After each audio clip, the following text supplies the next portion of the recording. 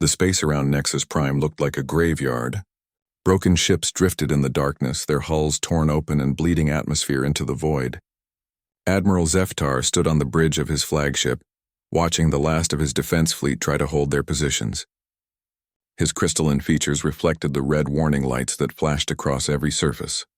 The Vorthak Armada stretched across the star system like a dark plague.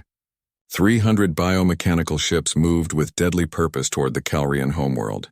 Each vessel pulsed with organic rhythms, their living hulls shifting and adapting as they advanced. The aliens had been unstoppable for months, consuming system after system in their relentless march across the galaxy. Zeftar had seen the reports from other worlds. The Vorthak ships could absorb energy weapons and turn that power against their attackers. Kinetic rounds barely scratched their adaptive armor. Worse still, they could regenerate damage faster than conventional fleets could inflict it.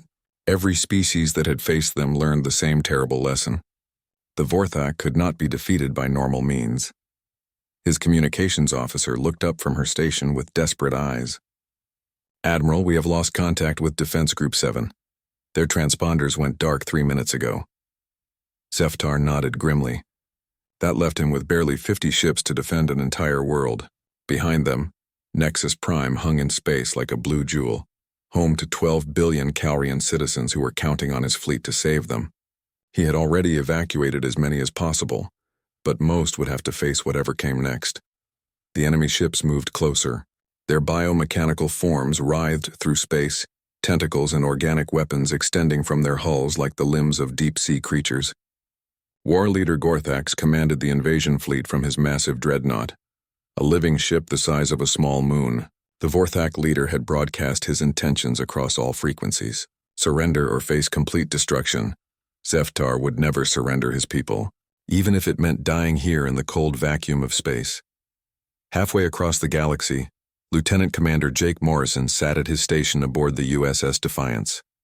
The human vessel was part of a small patrol fleet, conducting routine surveys in neutral space. Their mission was supposed to be boring: map some asteroid fields, check for navigation hazards, and return to Earth for reassignment. That changed when they picked up the distress beacon. Jake studied the transmission data on his screen. The signal was weak but clear. The Calrian Defense Fleet was requesting immediate assistance from any Allied vessels in the area. Their homeworld was under attack by a force they could not defeat alone. Captain Lisa Carter stood behind Jake's chair, reading the same information. She was a veteran of the last interstellar conflict, though that had been a minor border dispute compared to what the reports described. The Vorthak had been conquering systems for 8 months now. Every attempt to stop them had failed. "How far out are we?" Carter asked. Navigator Emma Rodriguez checked her instruments. 18 hours at maximum warp, Captain. But the enemy fleet will reach their planet in 12. Carter considered the options. Her small task force consisted of 12 ships: destroyers, cruisers, and 1 experimental vessel carrying new weapon systems that hadn't been tested in real combat. Against 300 Vorthak bioships, they would be completely outmatched by conventional standards. But Carter knew something the aliens didn't. Humanity had been working on unconventional solutions. She turned to her science officer. "Alex, what do we know about Vorthak ship design?" Dr. Alex Turner pulled up the classified reports on his terminal. The data came from long-range observations and debris analysis from previous battles. "Their vessels are essentially living organisms, Captain. Biomechanical hybrids that can adapt to different threats in real time. They absorb energy attacks and redirect that power to strengthen their defenses or weapons." "What about their regeneration abilities?" "Extraordinary. They can repair critical damage in minutes. The biological components seem to work like an immune system, identifying threats and developing countermeasures." Turner paused, looking at additional data. Every species that has fought them used similar tactics: energy weapons, kinetic rounds, nuclear warheads. All conventional approaches, Carter smiled grimly. Humanity specialized in unconventional approaches. She opened a channel to the rest of her fleet. The other captains appeared on her screen, waiting for orders. "Gentlemen, ladies, we have a situation. The Calrian homeworld is under attack. Estimated enemy force is 300 vessels." Several of the captains looked shocked. Captain Richard Stone of the USS Meridian spoke first. 12 ships against 300? That's suicide, Lisa. Not if we use the new weapon systems, Carter replied. Project Quantum Strike has been approved for field testing. This might be our only chance to see if it works. The other officers knew about the classified project. Human scientists had been developing quantum disruption technology for 2 years. Instead of trying to destroy enemy ships with brute force, the weapons targeted the quantum bonds that held complex matter together. In theory, it could unravel any structure at the molecular level. Commander Sam Mitchell from the USS Ranger leaned forward. The simulations showed promise, but we've never tested it against living targets. The Vorthak bioships are perfect test subjects, Carter said. Their regenerative abilities depend on complex biological processes. If we can disrupt those processes at the quantum level, their greatest strength becomes their greatest weakness. Chief Engineer Ryan Brooks joined the conversation from the USS Defiance engineering deck. The quantum disruptors are charged and ready, Captain. But we only get one shot at this. If it doesn't work, we won't have time for a second attempt. Carter looked at each of her officers. They were good people, willing to risk everything to help strangers on the other side of the galaxy. That was humanity at its best. When others saw impossible odds, humans saw interesting challenges. Set course for Nexus Prime maximum warp, she ordered, and send a message to the Calrian fleet. Tell them help is coming. As the 12 human ships jumped to warp speed, Jake Morrison wondered if they were flying toward their deaths, or toward the most important victory in galactic history. Either way, they would find out soon enough. The Vorthak had never faced humans in battle before. They were about to learn why that was their mistake. The human fleet dropped out of warp at the edge of the Nexus Prime system. Captain Carter stood on her bridge, watching the tactical display show the full scope of the battlefield. The Vorthak armada was even larger than the report suggested. Massive bioships moved through space like living nightmares, their organic hulls pulsing with alien rhythms. The Calrian defense fleet had been reduced to scattered groups of damaged vessels. They fought bravely but uselessly against an enemy that seemed immune to their weapons. Energy beams struck the Vorthak ships and were absorbed into their living hulls. Missile strikes barely left scratches that healed within minutes. Jake Morrison studied the enemy formations from his position at the sensor station. The bioships moved with purpose and intelligence, coordinating their attacks like a pack of predators. Their weapons were just as organic as their hulls, firing streams of corrosive plasma and launching swarms of smaller organisms that attached to enemy vessels like parasites. Captain, we're receiving a transmission from the Calrian flagship, Emma Rodriguez reported. The main screen activated, showing Admiral Zeftar on his damaged bridge. The crystalline being looked exhausted and desperate. Behind him, his crew worked frantically to keep their ship operational, while sparks flew from overloaded systems. Unknown vessels. This is Admiral Zeftar of the Calrian Defense Force. You must leave this system immediately. The enemy cannot be defeated by conventional means. They will destroy you as they have destroyed everything else. Carter stepped forward. Admiral, this is Captain Lisa Carter of the Earth vessel USS Defiance. We're here to help. Zeftar's expression showed confusion and despair. Earth vessel? I am not familiar with your species. How many ships do you command? 12. The silence on the Calrian bridge was deafening. Finally, Zeftar spoke again, his voice filled with disbelief. Captain Carter, I appreciate your courage, but 12 ships cannot accomplish what 300 could not. The Vorthak are unlike any enemy we have ever faced. Their bioships adapt to every weapon we use against them. That's exactly why we might succeed, Carter replied. Sometimes the solution comes from thinking differently about the problem.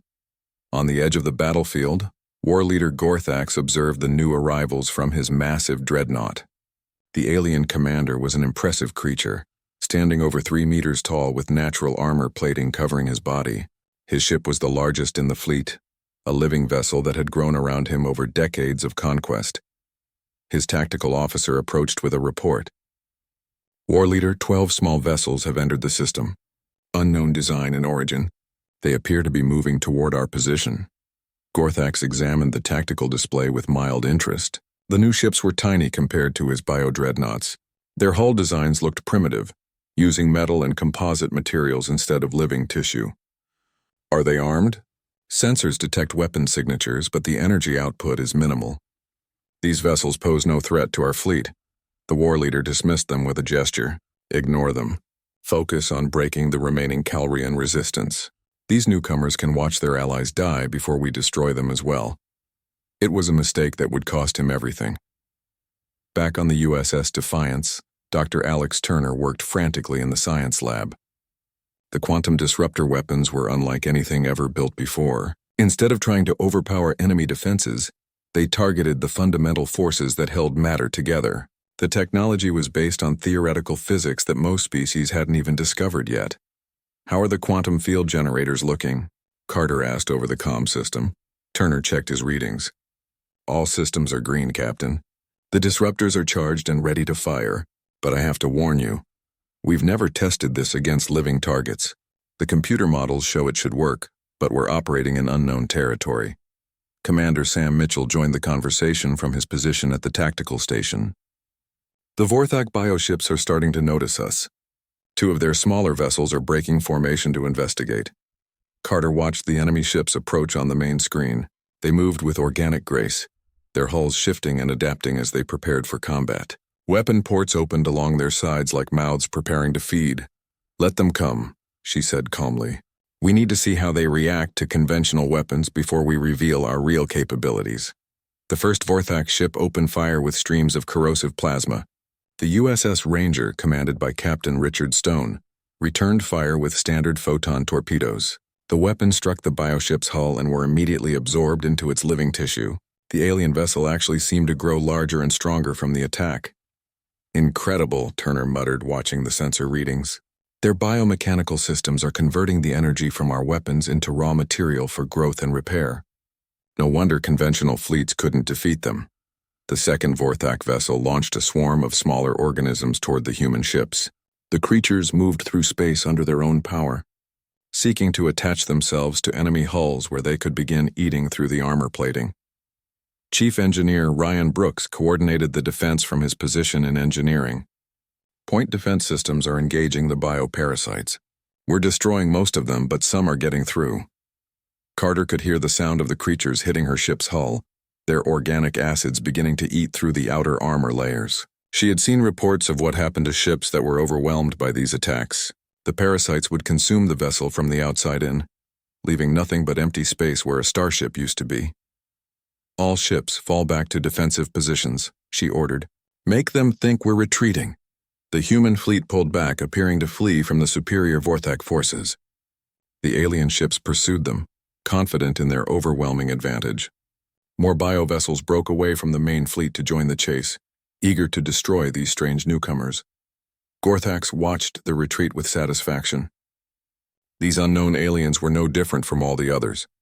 They would run until there was nowhere left to go, then die like the rest. His conquest of this system would be complete within hours, but Captain Carter had other plans. As her fleet fell back toward the outer system, she prepared to demonstrate why humanity had earned its place among the stars. The Vorthak were about to learn that sometimes the smallest force could achieve the greatest victory if they knew exactly where to strike. The real battle was about to begin. The human fleet reached the coordinates Captain Carter had selected, a position that gave them clear firing lines to the main Vorthak armada. The alien ships had spread out across the system, confident in their superiority. War leader Gorthax commanded from his massive dreadnought at the center of the formation, while smaller bioships moved to surround the Calrian homeworld. Admiral Zeftar watched from his damaged flagship as the human vessels stopped their retreat. He couldn't understand what they hoped to accomplish. The 12 ships were completely surrounded by Vorthak forces that outnumbered them 25-1. Even if these unknown aliens had superior weapons, the odds were impossible. "Captain Carter, what are you doing?" he transmitted. "You cannot win this battle. Save your crews and withdraw while you still can." Carter's voice came back calm and steady. "Admiral, sometimes victory doesn't come from fighting harder. Sometimes it comes from fighting smarter." On the USS Defiance, Dr. Alex Turner made final adjustments to the quantum disruptor systems. The weapons were unlike anything ever built before. Instead of trying to destroy matter with brute force, they targeted the quantum fields that held atoms together. In theory, they could unravel any complex structure at the molecular level. "Quantum field generators are at full power," Turner reported. "All targeting computers are locked onto separate sections of the enemy fleet." Commander Sam Mitchell coordinated the attack from his tactical station. Each human ship had been assigned specific targets throughout the Vorthak Armada. The plan was to strike simultaneously across the entire enemy formation, giving them no time to adapt or retreat. Weapons charged and ready. "Captain," Mitchell announced. Chief Engineer Ryan Brooks monitored the power systems from engineering. The quantum disruptors required enormous amounts of energy to function. Each ship could only fire a few shots before their reactors needed time to recharge. They would get one chance to prove their theory worked. Lieutenant Commander Jake Morrison watched the enemy ships on his sensors. The Vorthak biovessels were moving closer, preparing for what they expected to be an easy victory. Their living hulls pulsed with confidence, weapon ports opening like hungry mouths ready to devour their prey. War Leader Gorthak stood on his command deck, observing the trapped human fleet with satisfaction. These aliens showed courage, he would give them that. But courage without power was useless against his unstoppable armada. His bioships had conquered 12 star systems without suffering a single significant defeat. "Begin the final attack," he ordered. "Destroy these vessels quickly so we can focus on the planet." The Vorthak ships accelerated toward the human formation, their organic weapons charging with deadly energy. Bioparasites launched from their hulls in massive swarms, seeking to overwhelm the enemy point defenses. It should have been the end of human involvement in this battle. Instead, it was the beginning of the most one-sided naval engagement in galactic history. "All ships, fire," Carter commanded. 12 streams of quantum disruption energy lanced out across space. The beams looked different from conventional weapons, shimmering with a strange blue-white light that seemed to bend reality around it. They struck the Vorthak bioships simultaneously across the entire armada. At first, nothing seemed to happen. The alien vessels absorbed the energy just as they had absorbed every other attack. Their living hulls glowed brighter as they converted the incoming power into fuel for their biological systems.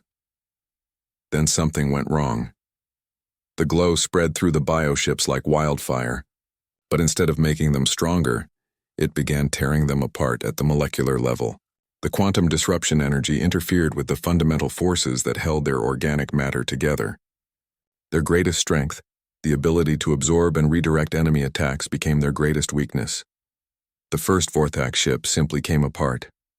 Its hull dissolved into component atoms that scattered into space like cosmic dust. The vessel's death scream echoed across all communication frequencies as its biomechanical brain realized what was happening.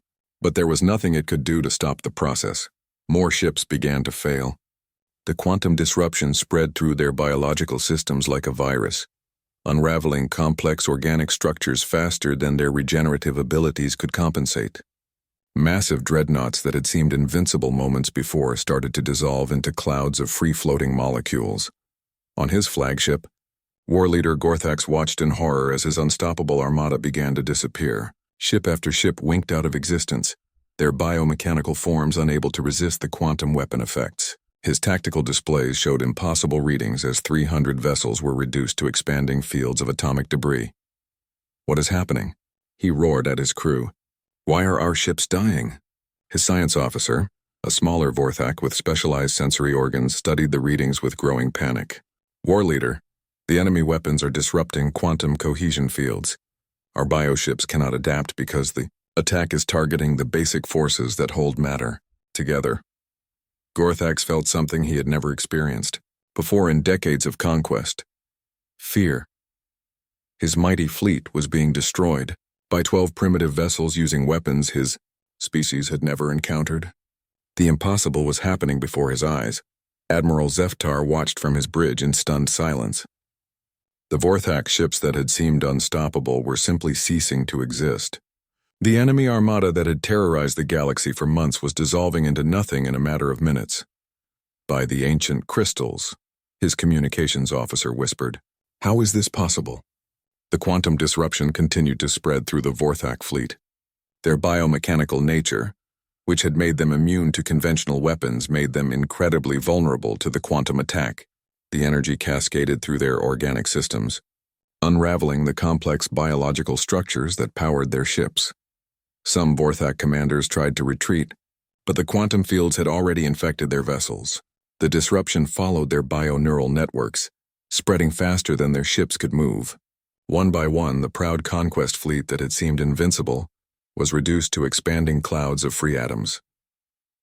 War leader Gorthax made a desperate decision. His flagship was larger and more heavily armored than the other vessels. Perhaps it could survive long enough to escape and warn the Vorthak homeworld about these terrible new weapons. He ordered his ship to retreat at maximum speed, abandoning what remained of his fleet. But the quantum disruption had already reached his vessel's bio-neural core. The living computer that controlled his dreadnought was beginning to dissolve from the inside out. Captain Carter watched the enemy flagship trying to flee. The massive bioship was breaking apart as it moved, pieces of its hull drifting away like leaves in the wind. She almost felt sorry for the alien commander. Almost. "Should we pursue?" Commander Mitchell asked. Carter shook her head. "No need. The quantum disruption has already infected their ship. They won't make it out of the system." She was right. War leader Gorthax's flagship managed to travel less than 1,000,000 kilometers before the quantum cascade reached critical systems. The proud Vorthak warrior had just enough time to send a final transmission toward his homeworld, warning them about the humans and their impossible weapons. Then his ship joined the rest of his fleet in oblivion. In less than 5 minutes, the most feared armada in the galaxy had been completely destroyed by 12 human vessels. The battle that should have been a massacre had become the most decisive victory in recorded history. The war for Nexus Prime was over. But the real consequences were just beginning. Silence filled the space around Nexus Prime. Where 300 Vorthak bioships had dominated the system minutes before, only expanding clouds of molecular debris remained. The quantum disruption had been so complete that not even wreckage survived. The feared invasion fleet had simply stopped existing. Admiral Zeftar stood on his bridge, staring at sensor readings that his mind could barely process. His communications officer tried 3 times to get his attention before he finally responded.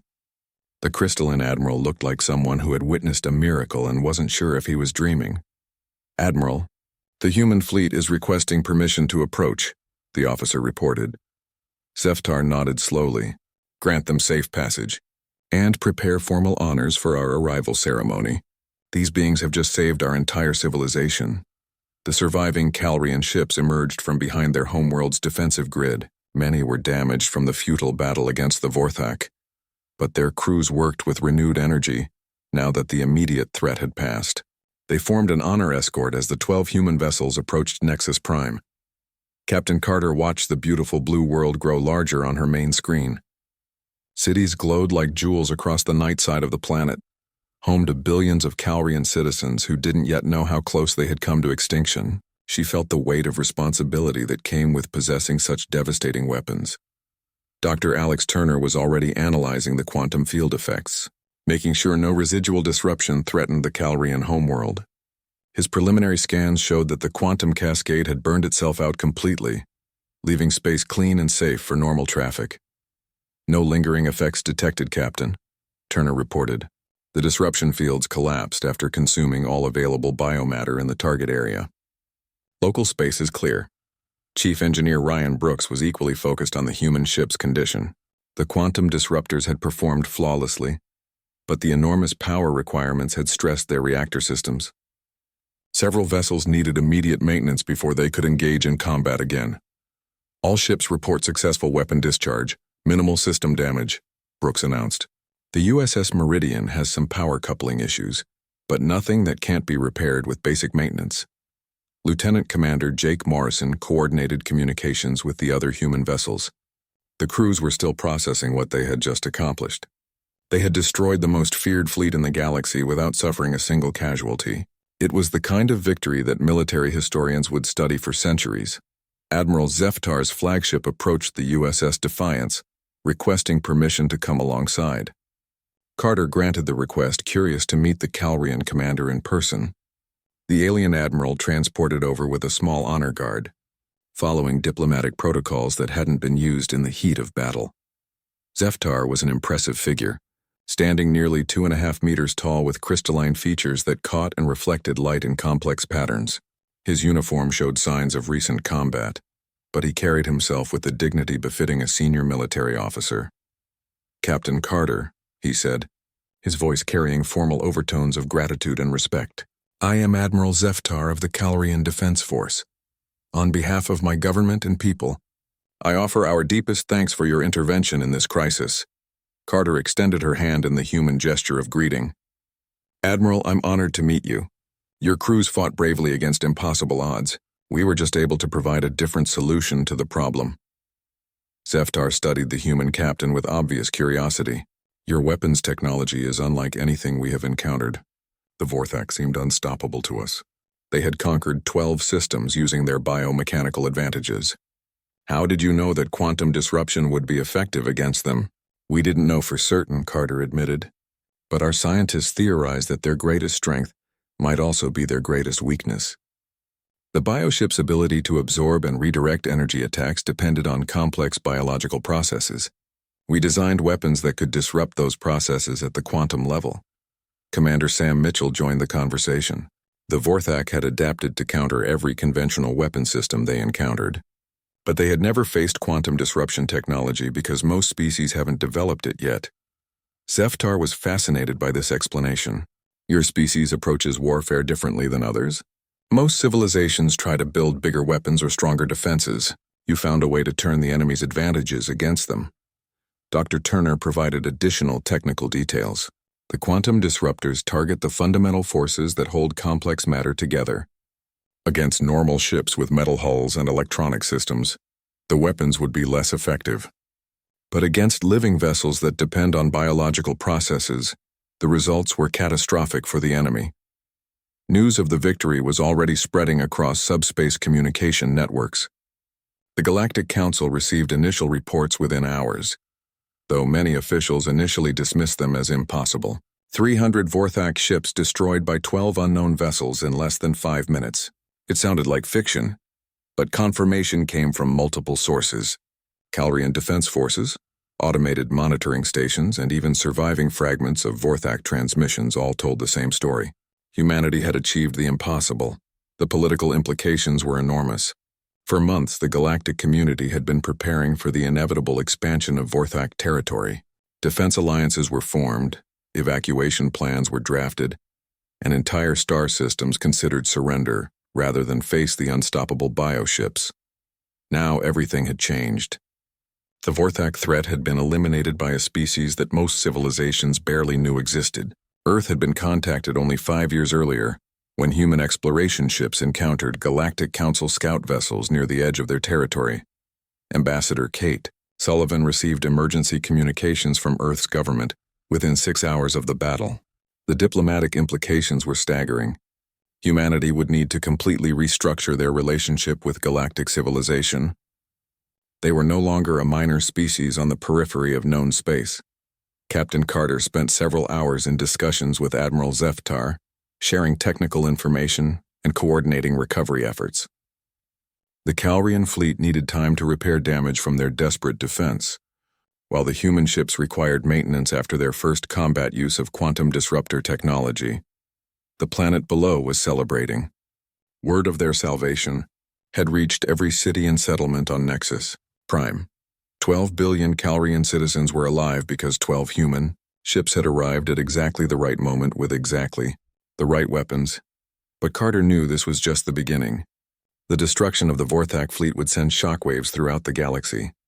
Every major power would want to understand how humanity had achieved such a decisive victory. Some would seek alliance and cooperation.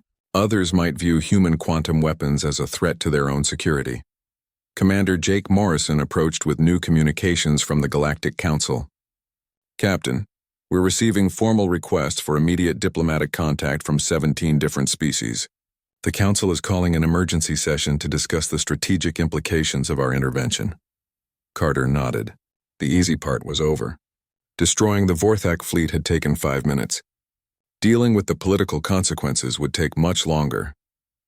As she looked out at the peaceful blue world of Nexus Prime, Carter reflected on how quickly everything could change. Yesterday, humanity had been a small player in galactic affairs. Today, they were potentially the most important military power in known space. The real test would be how they chose to use that power. 3 weeks after the Battle of Nexus Prime, Captain Carter stood in the main conference hall of Deep Haven Station. The massive neutral facility served as the meeting place for the Galactic Council, hosting representatives from 47 different species. Today's emergency session would determine humanity's place in the galactic community. The hall was filled to capacity. Species that had barely acknowledged each other were now united by a single concern. How should the galaxy respond to the emergence of human quantum weapons technology? The debates had been intense, with some calling for immediate alliance while others demanded restrictions on the devastating new weapons. Ambassador Kate Sullivan represented Earth's interests at the Council. She was a career diplomat with decades of experience in international relations. Though nothing had prepared her for negotiations on this scale, the decisions made today would affect the future of human civilization and potentially every other species in known space. Admiral Zeftar approached the central speaking platform, his crystalline features reflecting the chamber's lighting.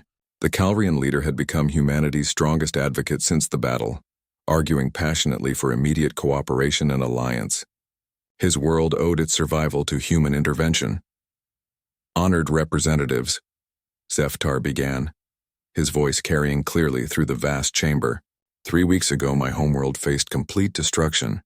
The Vorthak Armada had proven unstoppable against conventional defenses. 12 human vessels accomplished what thousands of allied ships could not achieve. Murmurs of conversation rippled through the assembled delegates. The Vorthak had been a threat to every civilization in this region of space. Their biomechanical ships had seemed immune to all known weapons technology. The implications of their sudden defeat were still being analyzed by military strategists across the galaxy. The representative from the Andromedean Collective stood to address the Council. Her species had been among the most vocal critics of human military capabilities, arguing that quantum weapons posed a threat to galactic stability. We acknowledge the effectiveness of human intervention at Nexus Prime, she said carefully. However, we must consider the broader implications. These quantum disruptors could theoretically be used against any target. What guarantees do we have that humanity will use this technology responsibly? Ambassador Sullivan rose to respond.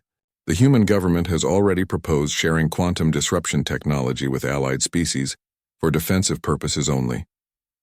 We believe cooperation and partnership serve everyone's interests better than unilateral military advantage. This statement caused significant discussion among the delegates. Many species had expected humanity to jealously guard their new weapons technology. The offer to share it demonstrated either remarkable generosity or sophisticated political strategy. Commander Sam Mitchell sat in the observer section, watching the debates with professional interest. He had been promoted after the battle and assigned to coordinate joint training exercises with Allied fleets. The tactical implications of quantum weapons were still being explored by military analysts. Dr. Alex Turner was also present, serving as a technical advisor to the diplomatic mission. Several species had requested detailed information about quantum field theory and its applications. The science behind the weapons was as important as their military effectiveness. The debate continued for hours. Representatives from species that had lost entire colonies to the Vorthak spoke in favor of human inclusion in galactic defense planning. Others worried about the precedent of allowing one species to possess such overwhelming military advantage. Finally, the senior delegate from the Centauri Federation requested permission to speak. His species had been among the first to make contact with humanity 5 years earlier, and they carried significant influence in council deliberations. The fundamental question before us is not whether humans should be welcomed into our community, he said. They have already proven their commitment to defending innocent lives against unprovoked aggression.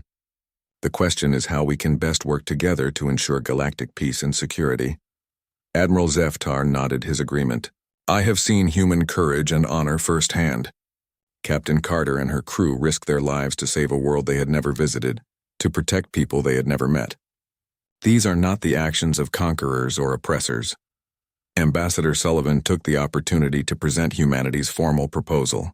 Earth offers to share quantum disruption technology with all allied species, along with joint training programs and cooperative defense agreements.